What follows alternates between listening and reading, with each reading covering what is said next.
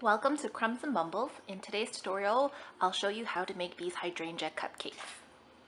So here are all the supplies that you'll need. You'll first need to have some cupcakes, either from a mix or from your own favorite recipe from scratch. Today I'm just using some chocolate cupcakes. Next you'll need some buttercream. So I have separated my buttercream out into two containers and I've dyed them two separate colors. So there's violet in this one and then royal blue in this side. I'm using a Swiss meringue buttercream recipe just because I find that regular American buttercream is too sweet for my own liking. But feel free to use whichever recipe you prefer. To color my royal icing, I used my Wilton gels in violet and royal blue. If you have AmeriColor gels, they also have their own violet and royal blue that you could also use.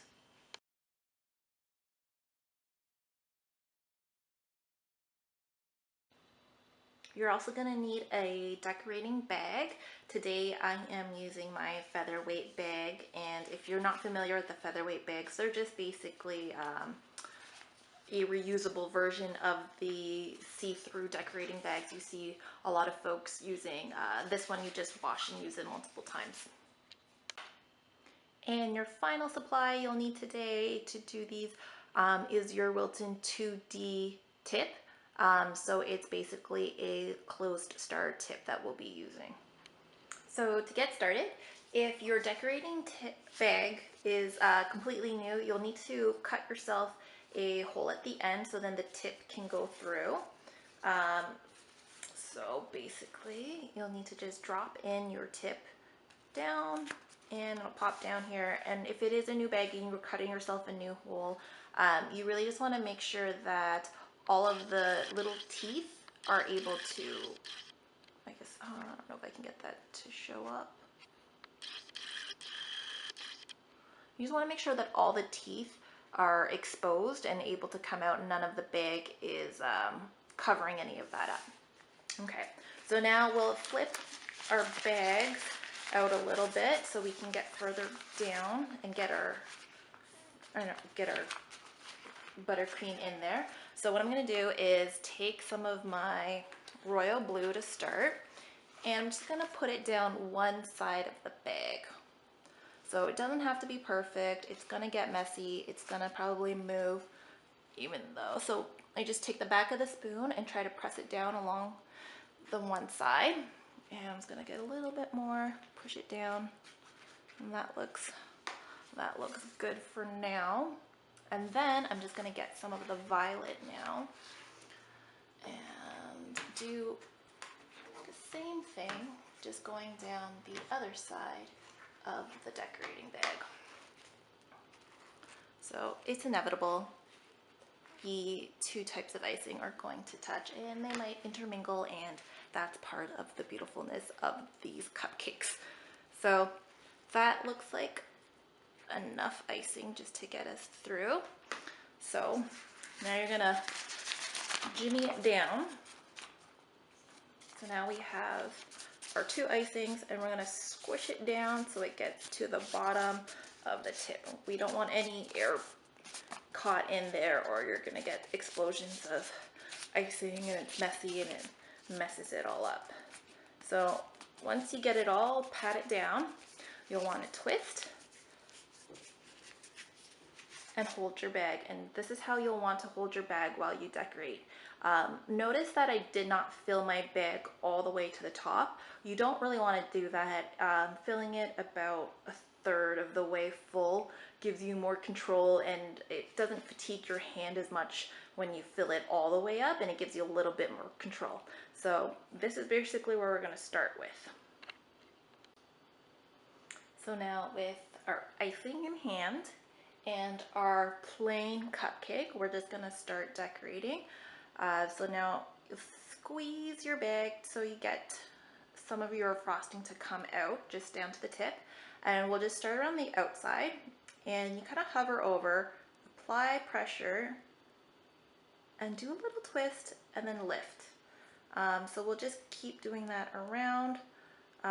You'll notice that because we did put the violet down one side of the bag and the royal icing down the other, that your flowers will start to look the same way if you keep holding your hand the same way. And hydrangeas in real life don't look like that. So you just want to make sure that you also switch up the way your hand is, so then it does kind of alternate which way the violet and the blue come out. And so you want to make these nice and big and cover the bottom like that. And then we'll start working our way in. We'll do the middle.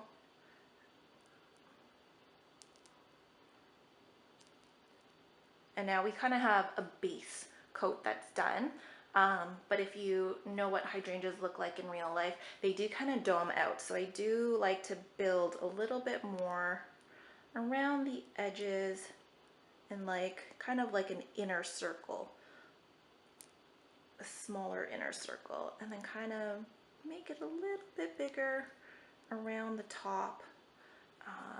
And then you can just kind of survey the cupcake yourself and see if there's any areas that you want to add a little bit more, that if it doesn't look even. I'm happy with that one.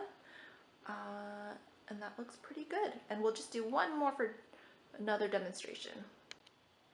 So before we start another cupcake, just because we just did the last one, you'll want to make sure you squeeze down your icing again down to the tip, so then there's no air gaps. Do the twist, and you're ready to go again. So we'll get another fresh cupcake, and we'll start again from the outside.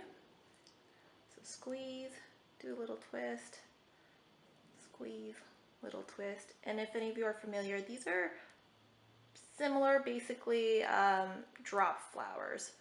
So we'll just keep going around, and we'll alternate to make sure that the purple, the violet, and the royal blue aren't all aligned in the same way. And this is the middle being covered. So that's our base. Now we're just gonna build up, and I'm actually just gonna fix my piping bag for myself. And now I'm just gonna do the middle part again to build up the volume. Oops.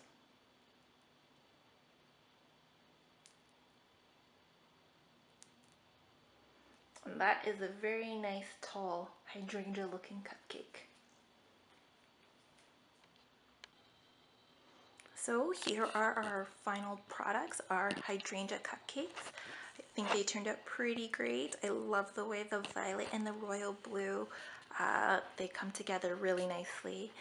This was a really easy piping technique, and I think the payoff is really great. People will be astounded that you did these yourselves, and I think they look pretty darn similar to these real hydrangeas that I used as inspiration for these cupcakes. Thanks so much for watching. If you have any comments about how you would have liked to see more in this video or any further topics, please leave them in the comments. Thanks so much again. Until next time.